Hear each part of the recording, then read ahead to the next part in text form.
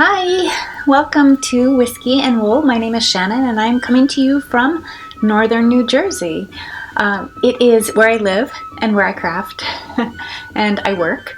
I'm working out of my home just like so many other people right now. How are you doing? How is everyone?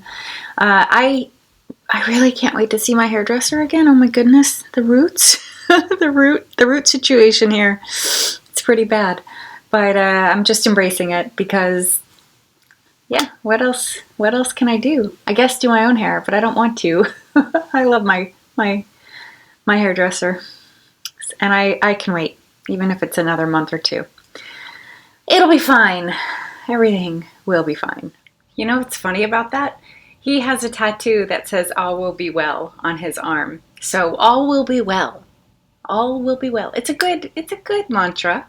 It's a good mantra to live by, especially these days. So anyway, I'm going to talk with you today about knitting and well, I have a little bit about spinning, not much, and whiskey. I am going to start with the whiskey chat and have you go right there. This one's a little long. I did it yesterday. I filmed it yesterday.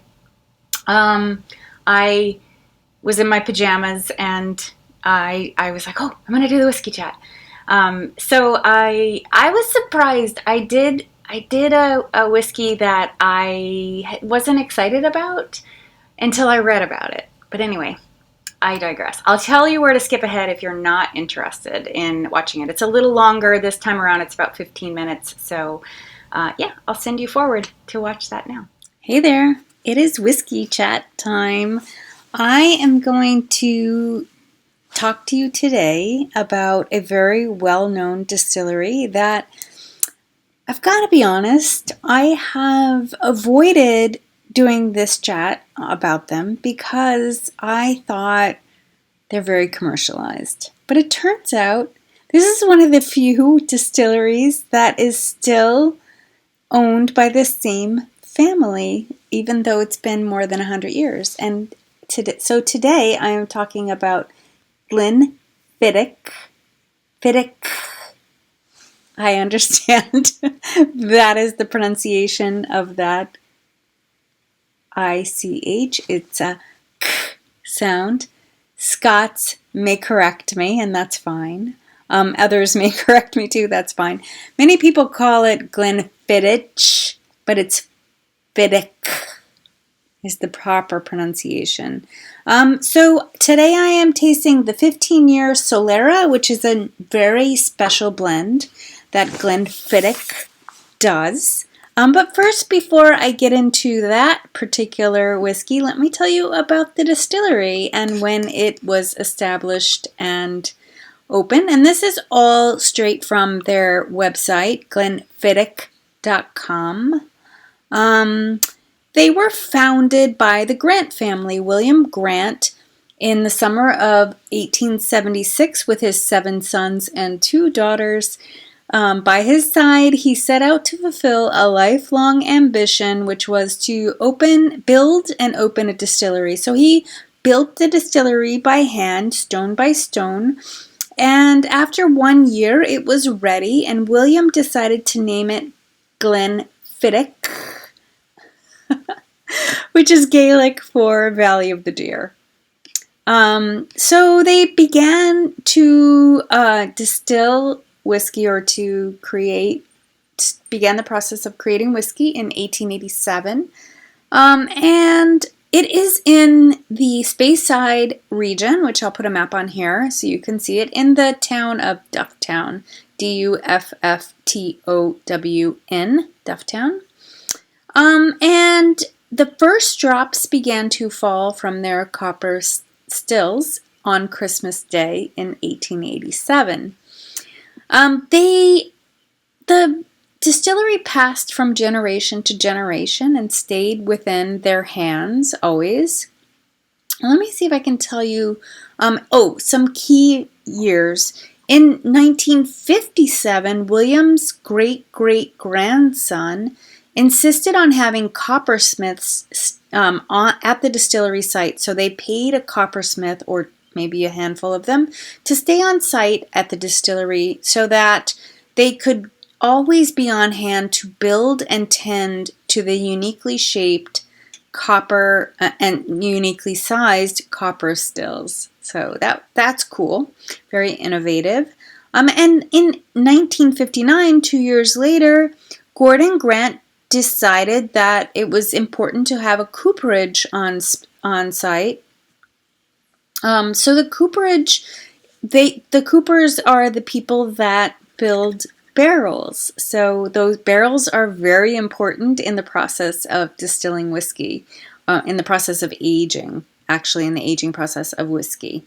So, yeah, I thought that was very interesting. So they still to this day have one of the few remaining cooperages on site at the distillery. And what the coopers will do, the coopersmiths, what they'll do is build barrels or repair. Mostly they're repairing barrels because, as we've learned in looking at different whiskeys, whiskeys often use barrels that had been used for other purposes and then they repurpose them, which is awesome. I love that. In this day and age of throwaway culture, it's really nice to see some recycling happening. Okay, I have a cool, I took a picture of a very cool label from the 1960s, from 1961. So I just will pop that on here just as we're going through history. Yeah, so it became, this distillery has been around a long, long time. It's probably one of the 2 or 3 that people associate with whiskey. So it's like a pretty well-known label. They've done different things over the years. Like in 1991, they introduced their 50-year scotches, which is super cool. And they did some different dedications of bottles to the past family or to siblings and stuff like that. They've done some interesting, like always saluting the family. In 1998, though, they started with the Solera whiskey.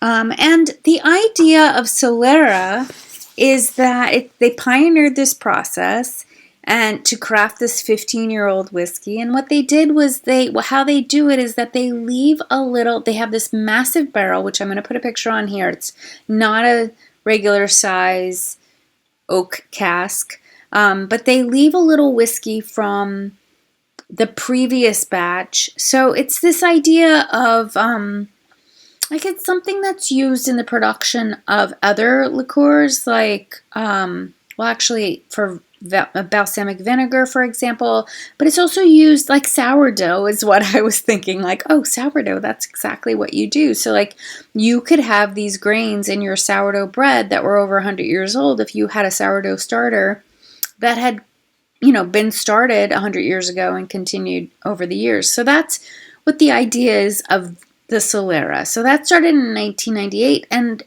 as far as I can tell, they may be the only big name distillers anyway that do that process. I'll tell you more about that in a minute. Let me see if there's anything else, any other key points. Oh, in 2010, you may remember if you were reading the news or up on your whiskeys in that point. In 2010, there was an intense snowstorm, and they were known, Glenfiddich was known for having a warehouse that collapsed due to the heavy snow on top. I remember reading about this actually, and I wasn't drinking whiskey at that time in the capacity that I am now. And what they did was they created the malt master, whose name I don't know who he is, but it is definitely a male. He created what was known as the Snow Phoenix that year, because what he did, so the roof collapsed on this warehouse where there were a bunch of barrels aging, and then from what he could retrieve or save out of that collapse, he was able to He blended this out of those malts. He blended what he called the Snow Phoenix, and it was a very limited edition single malt, actually, that was born out of chance and adversity. So it's super cool. Too bad I did not get one. And then in 2011, they produced a bottle, only 11 bottles of one of the most expensive single malts on the market at that time. That was inspired by Janet Sheed Roberts, who was one of the last grandchildren of the founder. So yeah, it was auctioned for charity. And those are their general accomplishments. Let me tell you about the Solera. I think I have a little information about Solera. All right. Oh, I have a couple of other facts about Glenfiddich, which is they are known as one of the top 2 producers of premium single malt loveliness. They are much honored and loved in Speyside, and they are the whiskey of choice for many. It's so funny because their popularity made me think that they were just a big commercial establishment. I didn't really understand that their popularity had to do with more that they were one of the top producers, but that they're still a very relatively small operation. They bought Drambuie at some point in the 90s, I think, so that brand Drambuie is one of their labels. And then to talk about the Solera method, let me just get back to that. That's a long line of casks where each year a portion of whiskey from the first cask is moved to the second, and a portion of the second moved to the third, and so on and so on. And so no cask is ever empty. The only thing that is bottled is a portion from the last cask. So there's always a bit of really old whiskey in the final cask that gets intermingled. Since the 15-year Solera is date-stamped whiskey, and since by law all whiskey must be dated, that is dated must carry the date of the youngest whiskey in the bottle, that means the average age of this lovely dram is far older than 15 years. Oh, so the 15-year mark just means that that's the youngest whiskey. So that's actually pretty cool. Oh, and I have a little side note here that Madeira and sherry wines and also balsamic vinegars are made using that same method, where they take a little bit and use it to blend with the older wine, or vinegar to blend with the younger wine. So yeah, anyway, let's taste it. But anyway, here we go. Here is the Solera. It's a nice amber color, and I'm going to taste it a bit. I can already smell it. It's on my fingers. I taste a lot of toffee and caramel.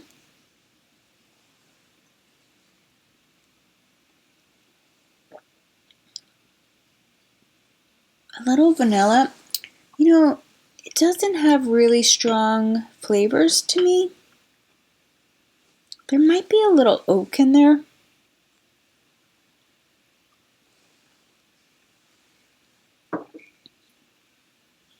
Okay, yeah, there's a strong caramel. I might even say apple. Like cinnamon apple, like a pie, like apple pie.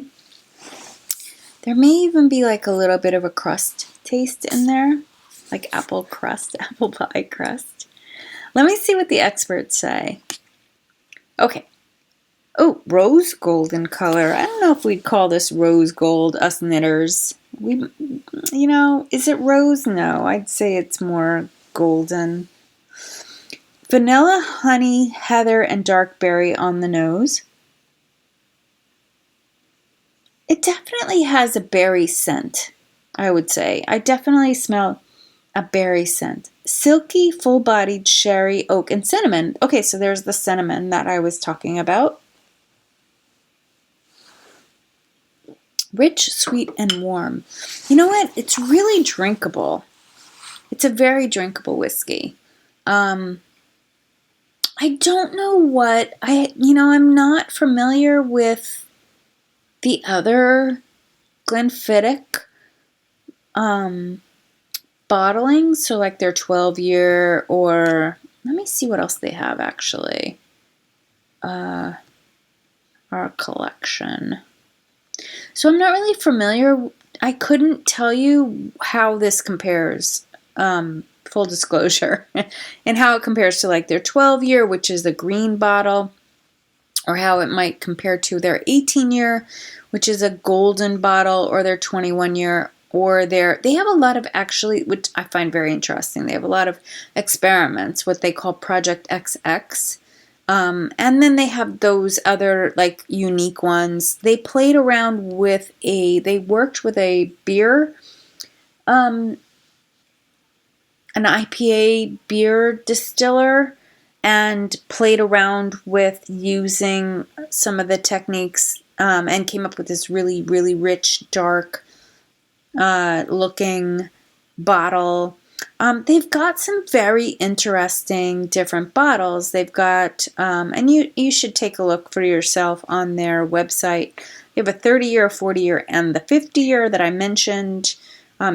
The Janet Sheed Roberts is listed on their website, though I doubt you can buy it.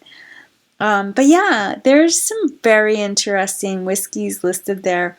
I'm going to give them another try. I'm going to try some of their other bottlings now that I have read about them and I understand that they are not the mass produced commercial establishment that I thought they were. It's all in marketing, and I guess like they're a victim of their own success, and I just figured because they're so successful, they must be commercial, but they're not. They're actually a family-run business, and I'm super excited. I hope I told you enough about it. Let me tell you what, I looked at my expert site, which I always look at. Let me tell you what the actual website, the Glenfiddich website says. Oh, and also the bottle runs between $60 and $70 if you're interested in the Solaris blend.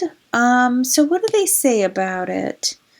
They say I should be tasting on the nose. It should be heather, honey, vanilla fudge. And then the taste should be silky smooth, revealing layers of sherry oak marzipan. Ooh, that might be the pastry taste I was smelling, or I was tasting. Cinnamon and ginger, but they are not saying there's any apple like I did. And then the finish is rich with a lingering sweetness.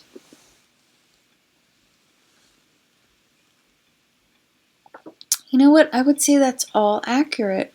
It's really tasty. Like, it doesn't pack the punch that some of the smokier whiskeys that we've been tasting, or I've been tasting and telling you about, have. It's really smooth. Like, it's super drinkable. It's probably a very good first-timers whiskey. And I'm loving it. I'm really loving it. So I hope you enjoyed this little whiskey chat. I hope you are enjoying a dram of your own if that's your thing. If it's not your thing, I hope you enjoyed hearing about the multi-complex flavors that are present in this whiskey. And I look forward to telling you more next time. Bye. Okay, you're back. I have an FO. Actually, I have 3 FOs this week. My first FO that I want to talk about is what I'm wearing. Martha is wearing a whip, which I'll talk about when I get to that segment. But yeah, I finished my Throwover by Andrea Mowry, and I love it. It's a little warm, I'll be honest. I may be taking it off soon. It's kind of a chilly day here, but inside the house it's warm. It's Saturday of Memorial Day weekend here in the U.S., and which means we get Monday off. We have a bank holiday on Monday. And it is really dreary, pouring rain, and it's cool. It's in the mid to low 60s. I don't know what that is in Celsius. Sorry, folks. You can figure that out, I guess, on your own.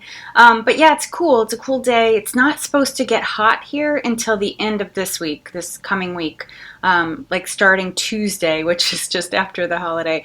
There is a lot of buzz on our social media and on our news channels and stuff talking about the weekend and talking about how it's such a big holiday weekend where it's the official start of beach season and all of that, but the weather is horrible.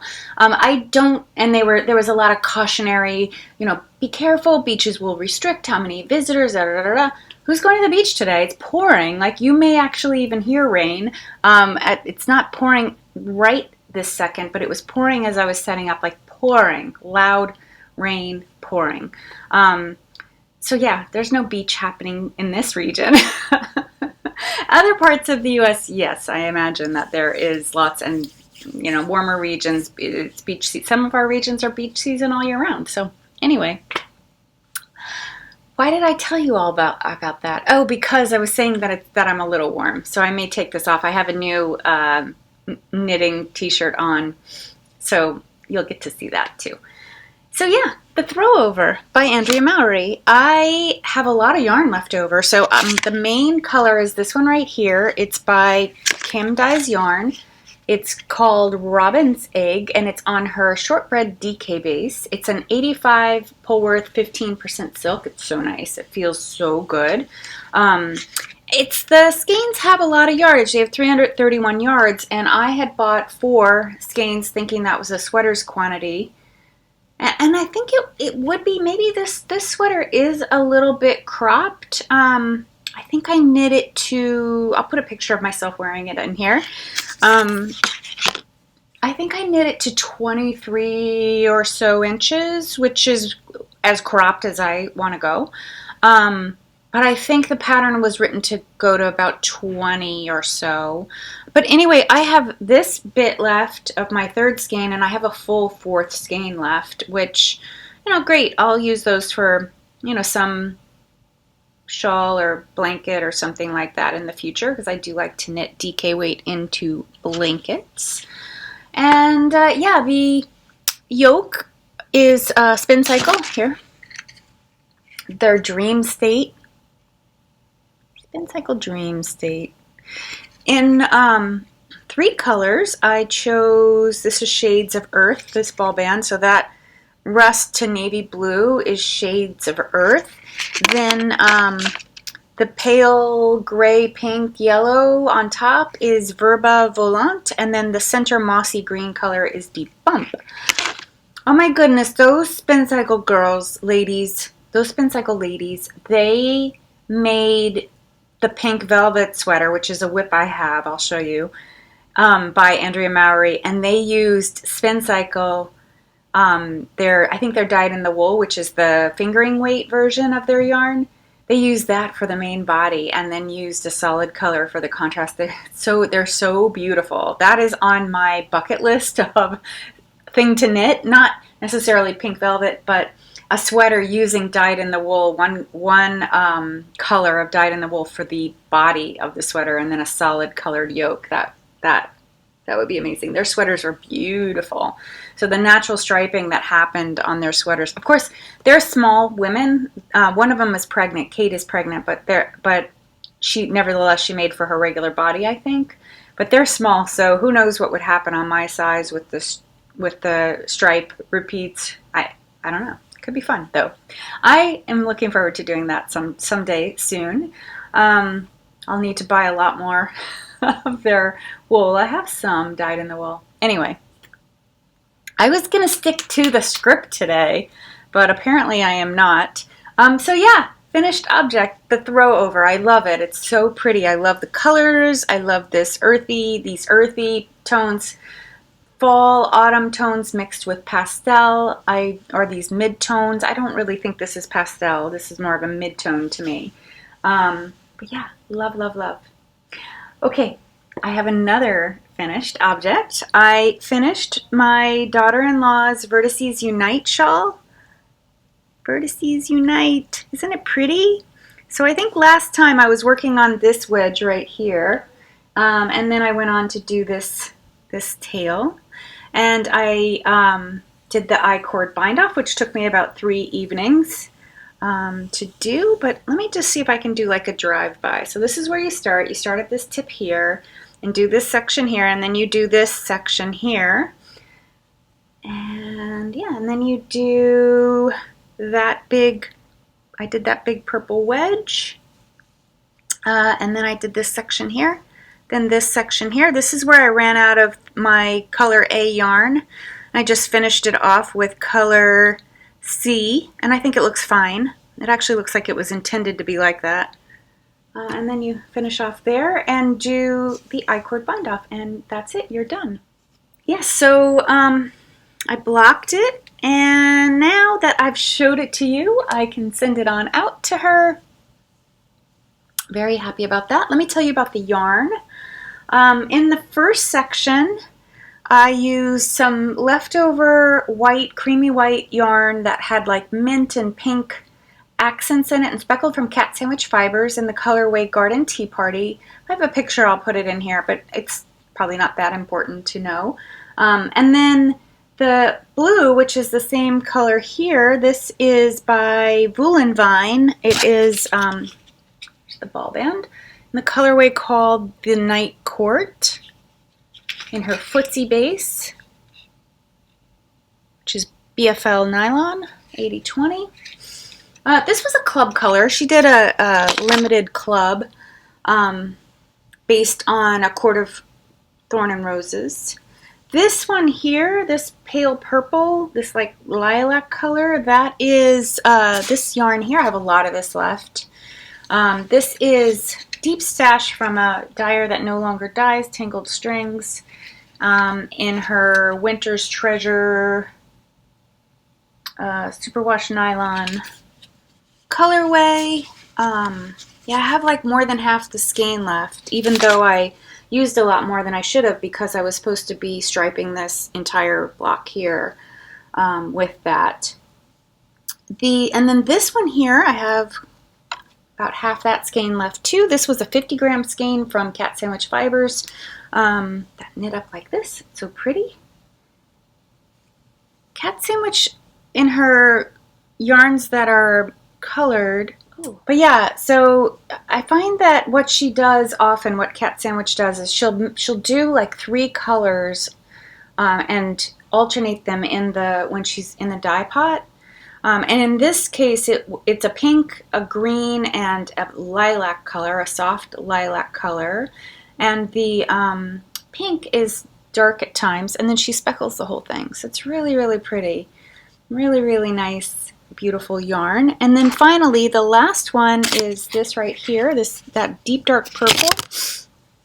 What I used for this big rectangle here, and then I also used it on the trimming, the I-cord trimming. I had enough. That section was supposed to use pretty much a whole skein, almost, I think, pretty close to 400 yards. This yarn is by Knox Yarn. It's on her Mars sock base, and that is also a 75/25 merino superwash nylon. This is what I have left after doing the that rectangle and then the trim. I edged the whole thing out in that color, and I really love it. I love the way it looks. It looks fantastic. I hope my daughter-in-law loves it. I think it's going to make a great cover up for her when she's out nursing, if she's out in public, if we're out in public by then. I don't think we will be too much, but who knows. But yeah, really, really, really, really love the way it came out. I love it so much that I think I'm going to make another one. I had a request. I'm not going to say who because I don't want to commit yet, but I had a request for one, and so I may be making another one. I did look through my stash. You know, I built my stash, I started my stash, I shouldn't say I built it, but I started my stash when I first discovered Stephen West. And Stephen West patterns, this is Vertices Unite by Stephen West, his patterns are really geared for single skeins of indie dyed yarn, most of them. At least his shawls. Like he seems to love to really mix up the colors.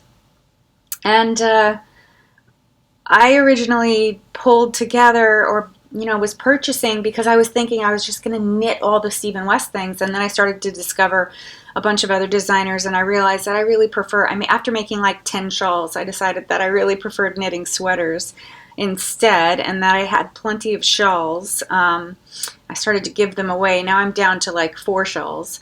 But yeah, these shawls are wonderful. The sock yarns wear really well, and especially the singles have beautiful drape if you end up knitting shawls with singles. So yeah, pulling together, my point is that pulling together a collection of colors that work well together by just using my stash is super easy, because I have probably, I don't know, maybe 80 or so random single skeins. Like maybe not that many, but it feels like it could be that many.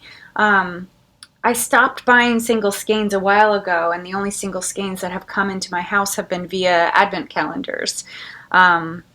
So yeah, because I always buy enough to knit a sweater these days. All right, my other finished object, I actually used a dab of the leftover. I used the Knox yarn that I just showed you, and I made a pair of little baby socks. Aren't they so cute? They are so adorable, and they were pretty easy. I never made this pattern before. This is the Toe Up Baby Sock pattern. I'll put the name of the designer on here. It's a free pattern on Ravelry. And it was my first time making the pattern, and I think I'll make many, many more. I kind of messed up the sizing. I ended up doing the width of the 6-month size, but the length of the 3-month size. And so it's, baby's feet are all different. So I don't want to make too many of these before the baby's born, because I don't know. Oh, if you're a new viewer, sorry, I'm going to be a first-time grandma in October, which was why I was talking about for nursing. The shawl was for nursing for my daughter-in-law. Because I remember when my son was born, my firstborn, his grandmother, my mother-in-law, had knit booties for him, and when he was born, his feet were very long and thin, so they weren't these beefy. My next baby had very fat, round feet, which these will fit perfectly if this baby has that build. But yeah, so anyway, I am haunted by that memory that my mother-in-law had worked so hard on these little booties, and then they didn't fit him ever because he was just too big for them. And then actually, even when my other son was born, they were too thin, like they just didn't fit around the foot. And you really don't want anything that's going to bind the baby's foot at all. You want them to be comfy. So I figure these will be comfy. These will be comfy. I'll probably make a couple more pairs just because they knit so fast, and I think I'll get faster. It took me about 2 hours to make one sock, and I wasn't all that keen to the like I have a little bit, there's a little hole there, which I'll have to go back and stitch closed by hand, but there's a way to do that in the knitting, which I did a better job on the second sock of closing up that hole. But yeah, it was pretty fun. It's pretty fun. I'll be interested to see how they fit, and then since they knit so fast, I could make a bunch of pairs for the baby, in a pretty short period of time before they outgrow them, because that's the thing, right? Like babies grow so fast. And I remember putting socks on my babies all the time because they were autumn babies as well. They were born in. This baby's going to be born in October. Mine were October and November, and then my foster son was born in December. So we have lots of fall birthdays in my family. Yeah, so those are my 3 finished objects, and now I'm going to talk to you about my whips. So this is the whip that I made the most progress on. I just love the way it's coming out. So I think last time I was knitting the body, I had started about where the split for the sleeves was, which was probably right about here, a few rows down from where this opening is. So I slipped on a second needle the stitches on a second needle so that from the body so that I could show you what it looks like. You can see I'm almost done with the second sleeve. I've got about that much more to go. This, oh, I didn't tell you the pattern name. This is Nell by Erie. I want to say her last name. I want to say it's Shimuza, but let me tell you exactly. I have the pattern. I'll put a picture of what hers looks like on Shimizu. So I was getting my vowels wrong. But yeah, this is Nell by Erie, and it is a paid-for pattern. I got it on Ravelry. I did a slight modification, which was I changed the background color in this floral repeat that's right here, because the body color that I chose is really colorful, and I thought that the patterning would get lost in that patterning would get lost, and I think it works. I think it works. All of the yarn is cat sandwich. The body color is Princess Bonnibel, which is an anime reference that I don't really know. This is her ball band, cat sandwich. It's hot pink. This is her trusty base, which is 7525. The color is Princess Bonnibel. I bought this at Vogue in January of this year. And the other two colors are also cat sandwich. They're from the advent calendar that I keep talking about, the 50-gram skeins. I have plenty of this left over. You can see right there. It's my extra yarn. Plenty of that left over. I have 3 skeins of the main color, which by the pattern instructions isn't quite enough for the sweater. So after I finished knitting 1 full skein, I stopped and decided to do the sleeves. So I waited until I got to the end where there was just a tail, because I didn't want to mess with a yarn string while I'm working on the sleeves. So knit through to 1 full skein and then stop to do the sleeves. And now that I'm done with the sleeve, once I'm done with the sleeves, I can then just knit the body and see how far it goes. I actually think now that I am almost done with the second sleeve, I'm doing pretty good on the yarn yield. So I think this is still more than half of the skein, and I have another full skein, as I showed you. I decided on this sweater to not alternate skeins and just let pooling happen. So you can see on the sleeve, especially over here, you can really see that pooling effect. Like all the blue and turquoise is on the back side there. And you can see the pooling happening here. I didn't want to alternate here at all. I don't even think it would have mattered because you go back and forth and you're making short rows and you're doing a lot of increases. And I don't really love alternating skeins. I do it because it's important sometimes to make sure, so you get good color blending. But in this case, this yarn is so busy, there's so much going on, and I just decided to let the yarn do what it wants and let it pool however it wants. And because I think it lends something to this design. I don't think it takes away from the design. What I will do, because this body, it's a flared body, it's an A-line body, so you're making increases as you go down, so it'll be pretty loose and baggy. It's really pouring right now. I don't know if you hear the rain at all. So if I find that I'm running low, what I'm planning to do is repeat part or maybe some of this jacquard pattern, this colorwork pattern around the bottom. I may end up doing that anyway because I think now that I've changed this ground color, having some of this bright pink pop in somewhere else, like even just around the hem, or I might go back and do like a little crochet edge here or something with it. I think that could be nice, like maybe a blanket stitch or something like that. I think that could be nice. It could be a way to like tie this together, and it would also, because this is like a peasant style sweater, that goes with that theme totally. The sleeve is pretty interesting the way you knit it. Sorry, my fingers keep getting stuck. When you start the sleeve, you start the jacquard pattern pretty quickly. Can you see? Like, so there's, you do like one row of color, and then you go right into the, or one row of the body, you go right into the jacquard, and then after that you do this,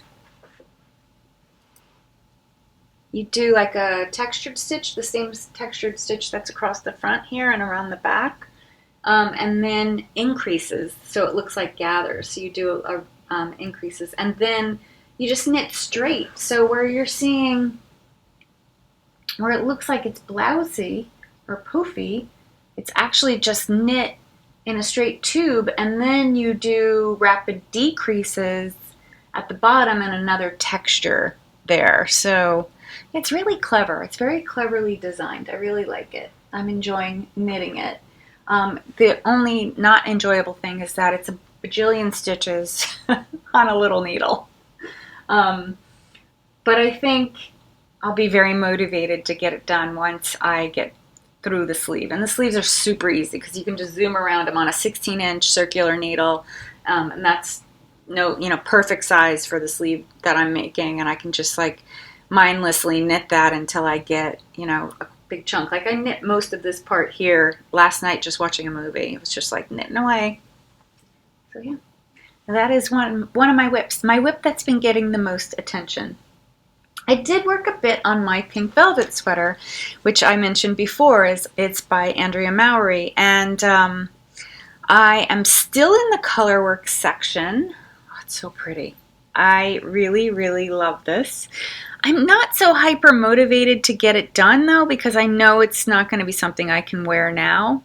So I'm trying to refocus my energy into wear now, but I am just working on it. I do bang out a few rows of color work every once in a while when I'm, just craving a little bit of a challenge. So I'm about halfway through the color work. This, if you're a returning viewer and you've been watching me since at least the beginning of the year, this Melted Baby Suri is the exact one that I used for my bomber jacket, my Saucy Suri bomber jacket that I wore to Vogue. That's it right there. I overbought yarn. I didn't know how much I needed. I thought I would need 6 skeins for that pattern, and it turned out I only needed 3 and a little bit of a 4th skein. So I'm using up that little bit, and I actually don't think I'm still gonna have 2 skeins of this because I don't think I'm gonna use all this up now that I'm halfway through it. Of course, I just did the last round of increases, so that might change now that I've done that. So, I mean, if anything though, I might break into the last skein, or the next skein just for a couple rows, so I really won't be using it much. And this is the only place on the whole sweater that there's color work.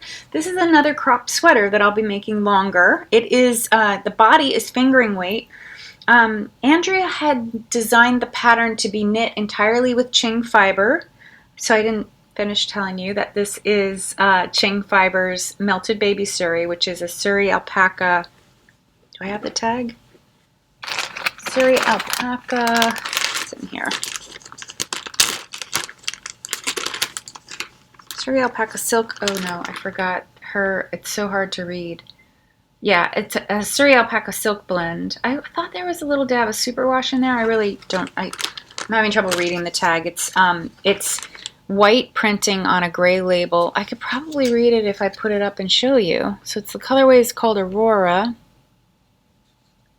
Whatever. I'm going to put it on screen because I'll get my reading glasses out and I'll be able to read that. The main color that I'm using is by the Little Gray Sheep. I think they now go by just the Gray Sheep company. It is their Stein Fine Wool 4-ply in the colorway Squid Ink Pasta. I bought 3 skeins of this beautiful dark green yarn. It's like a forest green. It's so pretty.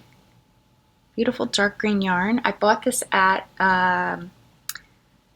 Edinburgh Yarn Festival. I was totally blanking out. Edinburgh Yarn Festival in 2019, when I went in 2019. I picked it up from her booth. I had made the sweater that I had made to wear. One of the sweaters I made to wear to that festival was made out of their yarn. And yeah, I really love it. I love this combo. I think it looks so great really like it. And it was a nice way. I had given away my saucy suri. I gave it to a very dear friend in this colorway because it was more her. It was just her style and stuff than it is me. And I had made myself another one, a more muted one in a really beautiful soft pink color that was also Qing fiber. And anyway, this is a nice way to have a little bit of that bright color and remember that sweater and that yarn. So there you go. That is my other, I have a couple other whips. Now that I am done with the shawl, I think I am going to get going. I haven't worked on this, but I didn't show this last time, but because I want to talk about it, I'm going to get going on the cat blanket for the same family that's having the baby. They got a new couch, and I think it's leather. Anyway, I had volunteered to make a very simple garter stitch square blanket for their cat so that he would have his own blanket and something that is also easy to wash. So yeah, I started this a while ago, and I will now work on it because it'll be a nice easy knit. I'm going to be knitting, hang on, knitting up the rest of this yarn right here. Sorry, I had a little tech issue there where my camera just stopped. It has been like tech issues all day yesterday, and so of course they're continuing today. Anyway, this is just a little bit of lavender loon. This is a scrappy project, and what I'm doing is increasing on either side of the row on the right side and then just knitting across on the wrong side, and I'm slipping the first stitch at the beginning of each row so that I get this nice border and I won't have to do any sort of border or anything like that. So this should be done in no time. I'll finish this yarn up, then I'll be knitting this other extra. This is from Countess Ablaze. It's beautiful. It's like this beautiful blood red. And if I need to, which I don't think I will bookend it with this little bit of scrap yarn that I have from Once Upon a Corgi called My Cold Dead Heart. It's amazing how we can remember all that stuff, right? The Countess Ablaze yarn is called, that I don't remember. It's something Vladimir or Vlad. I think it's just called Vlad. I was going to say it's something Vampirian. I have one other whip to show you, and then I'll show you my stash acquisitions. I was not successful spinning this past 2 weeks at all.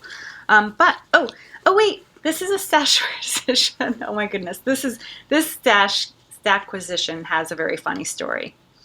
Well, let me finish showing the whip, and then I'll show you my stash. So my whip is something that I just started a couple days ago. I am making the rye layering tee sleeveless version with a crew neck. So I just started the back.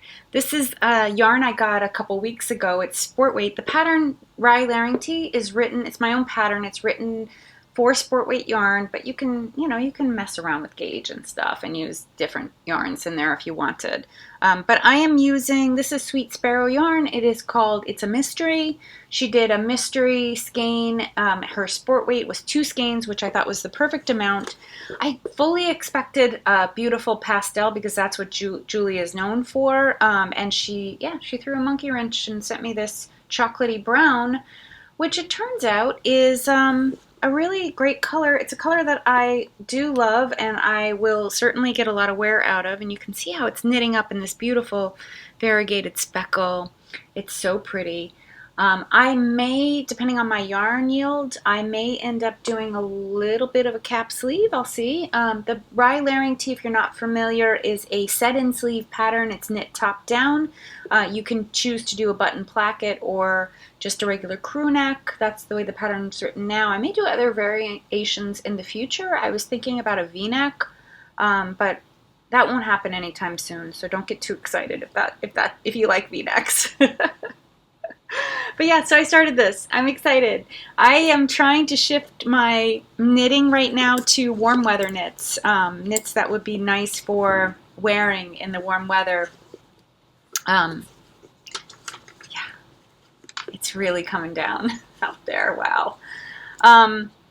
So yeah, so I have this one planned. I have a couple others that are you know what's funny? I don't know if this happens to you, but when I cast off something and I finish something, so I finished this week and I finished the shawl this week, I kind of flounder a little, even though I had other whips. Like I had this one to work on, but I was like craving another cast on. It's like I really, really wanted another cast on, and I just didn't know.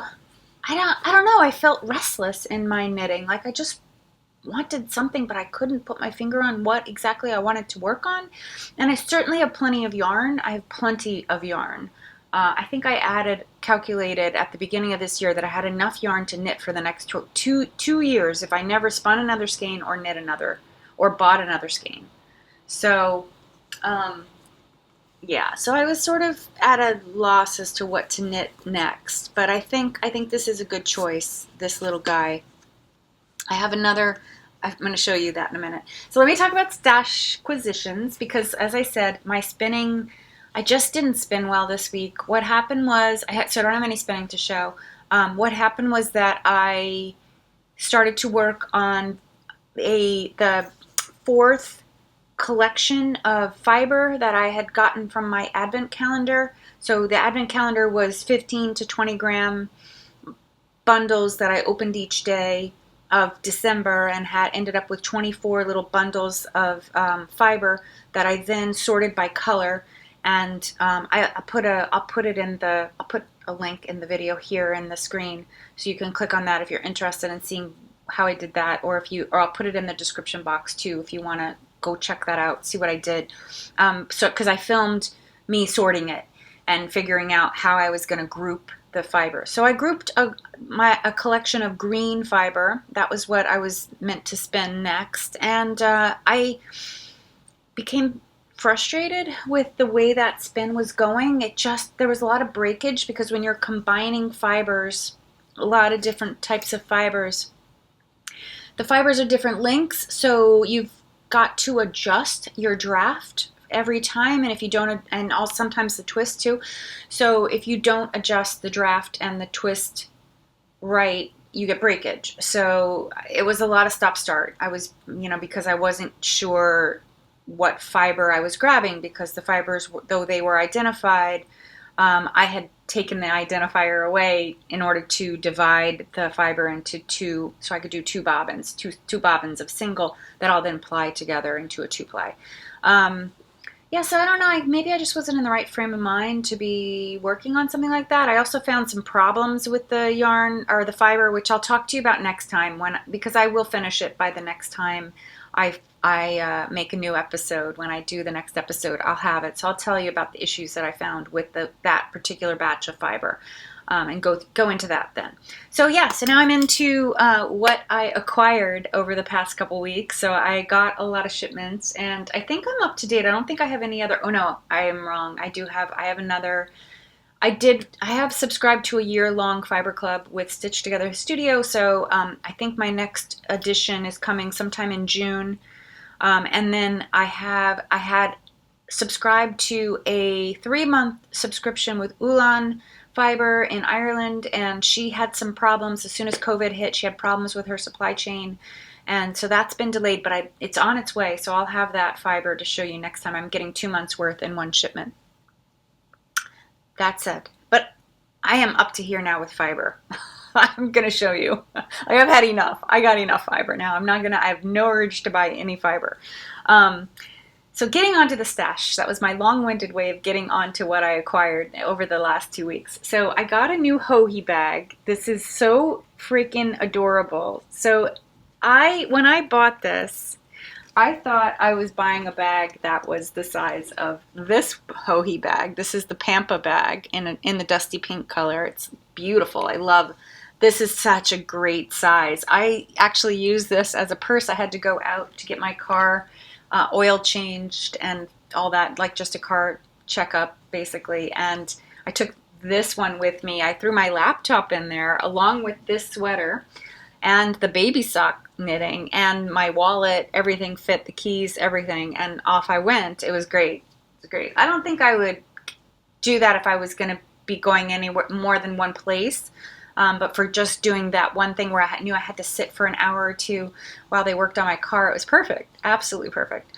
So anyway, I bought this. She had announced that this style of bag was coming out, and I didn't read the fine print well. It's totally my fault. I thought I was getting a big bag, and when I opened it, I about burst out laughing because this is perfect for socks and small stuff, but not so good for the sweater knitting that I tend to do.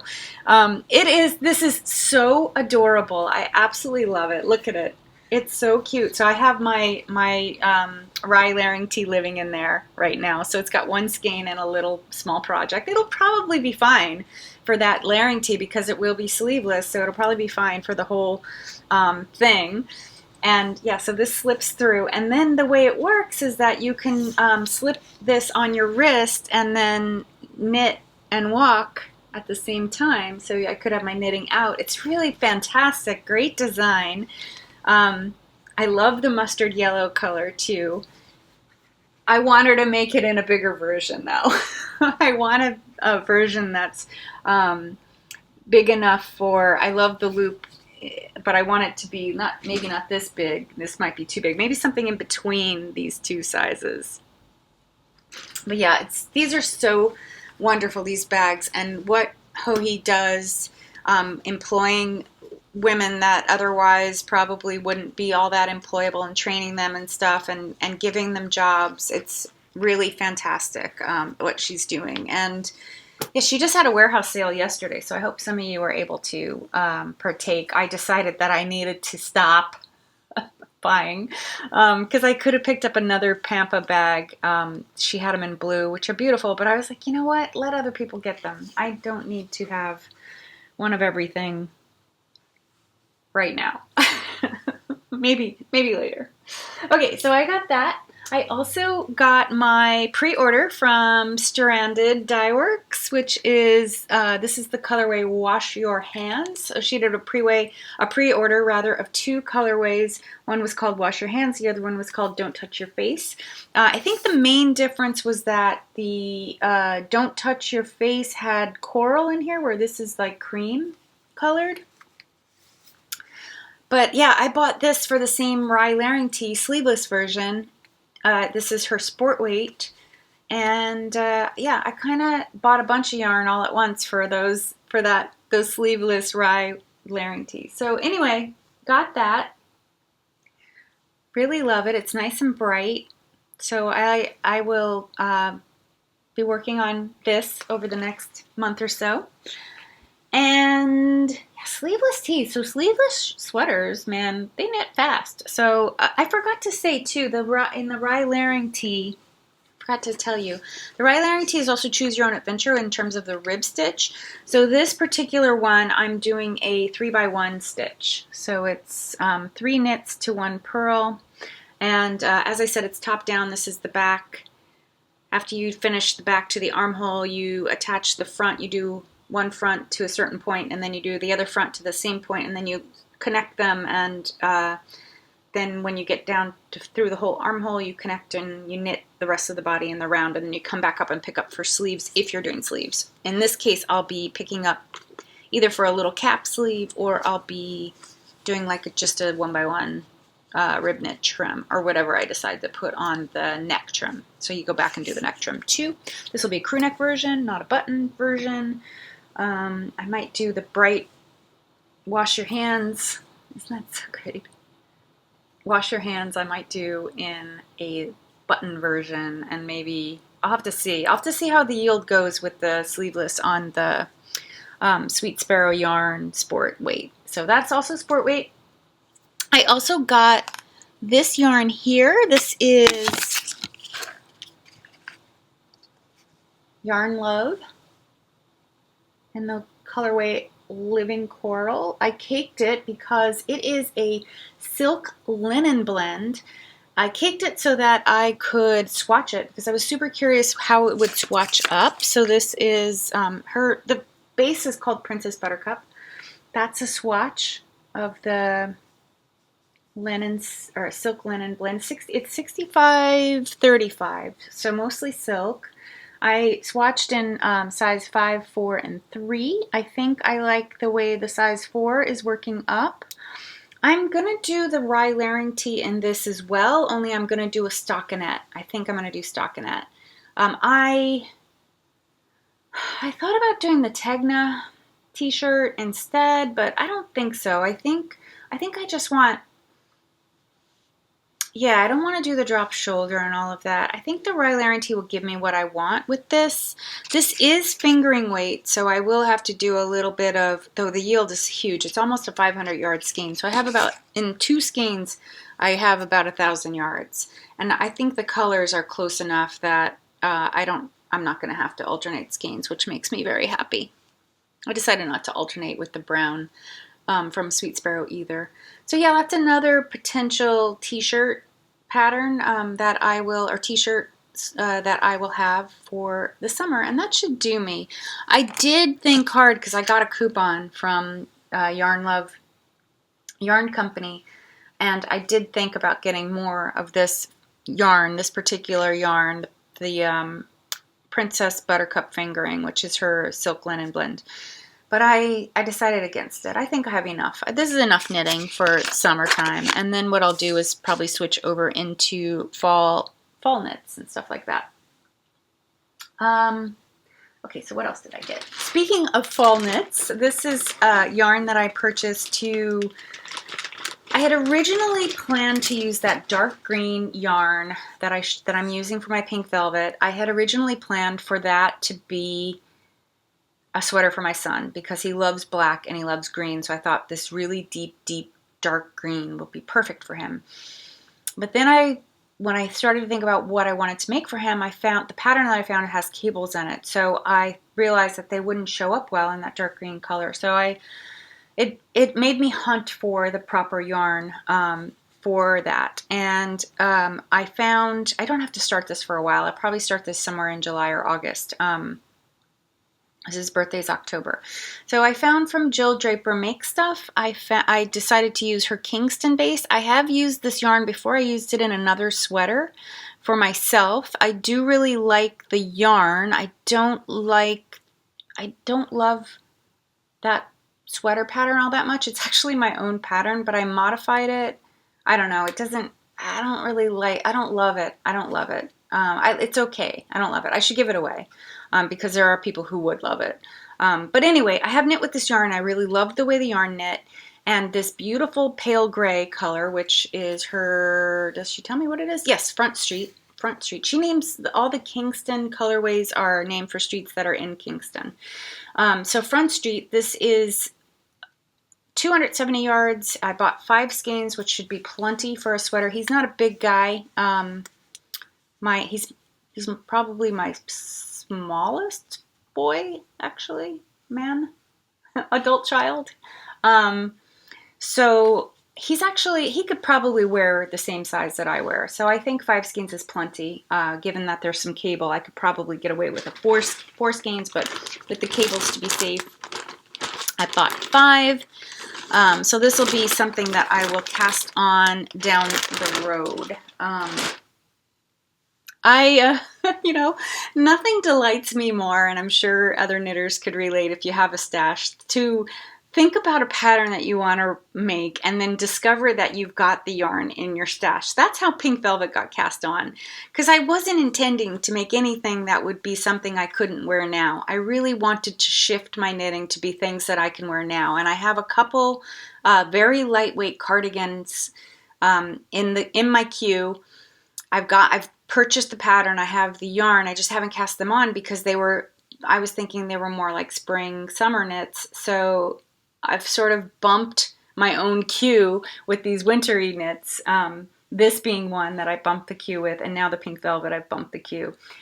That's okay. It is what it is. There's a lot of interest, I think, not just for me, but also other people, other knitters. It's very comforting to just cast on willy-nilly, like just do whatever you want. Just cast on. It's so gratifying. You get that instant gratification.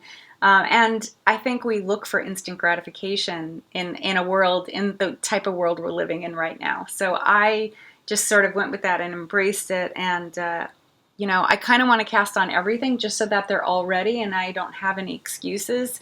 Because I know myself, like I can cast on 5, 6 projects, but I'll still just work on 2 or 3. Like I'll get one to the point where I can see the finish line and then I just finish it, which is what's going to happen with this. Like once I finish that sleeve, I'm going to be able to see the finish line pretty, you know, that I can see that I can get there. So I'll just work on it until it's done. And same with the cat blanket too. So that's why I'm sort of putzing along on the pink velvet. Yeah, so I got my other Maryland sheep and wool purchase, which is from Kim Guy's Yarn. I purchased some fiber from her. Oh my gosh, is this not gorgeous? You can see I really love turquoises and blues, and I love these pops of gold that she puts in a lot of her colors. This colorway is called Springwood, and it is a 4-ounce braid of Falkland wool. So I was curious about trying some different wools that I haven't tried yet. So Falkland was one of them. Wait, there's more. There's more. Yay! This is another, I think this is a different, oh, this is also Falkland, but this is called Ocean Cove, or Cave. Wait, Ocean Cave or Ocean Cave. Falkland. Oh my gosh, this one has been beckoning me, like spin me. I need to. I just want to finish those last 2 Advent skeins, and then yes, I'm gonna just do whatever I want with spinning. Finally, I bought a braid of this. Actually, I bought 3 braids of this, which would be a sweater's quantity. This is Targi in the colorway Good Days. It's so freaking pretty. I really wish I bought enough Ocean Cave though for a sweater. I think there might not have been 3 braids. So I know that I need anywhere from about 10 to 12 ounces. No, I can use less. I can get away with less. I think I need 9 ounces to make a sweater's quantity. And these are 4-ounce braids. So I just bought 3 of them. I'll have extra. Or I can make a thicker yarn and have enough. But yeah, so these were my last Maryland sheep and wool. I had said last time that I went to 2 vendors. One was Loop Fibre Studio and the other was Kim Guy's Yarn. I really love Kim. She's such a sweetheart. And I love her color sense. And yeah, I can't wait to spin these. This is so, so pretty. Look at that gold. So pretty. Yeah, so those will be fun. And last, I have one more thing to show you and then I'm going to be done. I was just talking about how I spin, how it's fun to think about a pattern and then say, I think I have yarn for that. So I went in and I was watching the Grocery Girls and they were talking about Love Note. It's not the episode that just came out. It's one that came out before that. Episode 100. They were talking about the Love Note. They were loving on the Love Note. They had Jody had worked on one, but she didn't do the lace. She just skipped it. And Tracy was wearing one, and then it was like Tracy's 2nd or 3rd or 4th. I don't remember what number. But anyway, I was listening to them, and I was thinking to myself, you know, I think I have yarn in my stash that would work for that I have been hoarding for a while because I love it and it is special. It is special yarn. And that yarn is this right here. I've caked it because I think you can see it well. I'll show you a swatch in a sec. This is from La Bien-Aimée. It is from the social, what's the word? Social benefit Tits Out collective that Countess Ablaze ran in 2018. I purchased from a bunch of vendors at that time to support their causes. And La Bien-Aimée was supporting Races, which is a organization that helps children that are stuck at the border, the Mexico-Texas border mostly. And so the way the Tits Out Collective worked, if you purchased yarn, the proceeds from that purchase went to whatever organization the yarn dyer had chosen. La Bien-Aimée had chosen Races. So I bought 3 skeins. I bought 1 mohair, which my hand is on. I have to take them out because you've got to see these. That's the mohair. I bought 1 mohair and I bought 2 merino single plies. Those were what she was offering. Really, really bright. The Tits Out Collective, each dyer was given the same recipe, but then they could interpret, there was room for interpretation in there, so they could interpret it however they wanted. Most of them were pink based, or yeah, I think they were all pink based. I got a bunch, which a lot of it I've knitted. Actually, I have one of my skeins I sent off to be knit into socks with my sock swap person, so that'll be cool. That was a sparkle, so pink sparkles. Who doesn't want pink sparkle socks? So anyway, I swatched for Love Note. Here's my swatch. I think I am, like with the singles, I absolutely have enough yarn. The mohair, I might be a little short. I'll have to see how it goes. So I don't know what I'm going to do. I'm just going to wing it. It's a top-down knit, and then you go back and do the sleeves. So, and I think it has a drop shoulder. So I may either just leave it sleeveless if I don't have enough, and sleeveless will be like down to here. Or I might substitute a second. I may just use, I have some solid mohair, so I might just do that. I'll have to just see how it goes. I'll have to see how it looks. I might have to swatch to find out. But whatever. I was happy I had it in my stash, and it was something to do with this beautiful, beautiful yarn. So I have swatched using size 10 down here. You knit on a huge needle, that sweater. That was the other thing that got me. I was like, what? You knit on a size 10 needle, 6mm needle. So I swatched size 10 here, and then I swatched size 9 up here. And my size 9 swatch matches the gauge of the pattern. So what's really cool about it is that when you soak the knit, that mohair really blooms and fills in some of the gaps, because this was looking pretty raggedy until I blocked it. And then it looked great. It filled it in, and I liked the cloth. But I could see, like, I like the hand of the size 9 better than I like the 10. So I'm not going to be in a hurry to cast that on necessarily, just because it is definitely more of a fall. I mean, I could wear it today, say, in this cool weather we're having, but it's going to get hot here soon. So I don't really think I want to be knitting with a hairy, sticky yarn in sticky weather. So I'll be much more wanting to knit with something like this in the sticky weather, or with just fingering weight in general. So yeah, so I'll probably save that for later on this year to knit. But I was happy to know I had yarn for it and that I could knit it. I have not knit a sweater doing this blend. So I've knit with mohair. I've blended the mohair, like I've striped the mohair on the Elton cardigan that I did, the one that Hoey Locatelli made. I've knit mohair sections in sweaters, but I haven't done this where you're holding it together. Like, so I did the as if tee. I have a pattern. I have my own pattern that has mohair in it, like a mohair section. So I haven't done this before, so that'll be interesting and fun.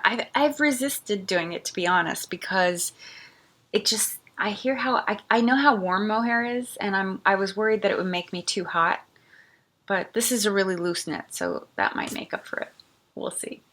Anyway, thank you so much for spending time with me. If you enjoyed this, please subscribe. Please hit the subscribe button and the thumbs up if you like the content. Please comment below on anything that you'd like, anything that occurs to you. I respond to every comment. And yeah, I hope you enjoyed. And thank you so much for spending time with me today. And I will see you next time. Bye.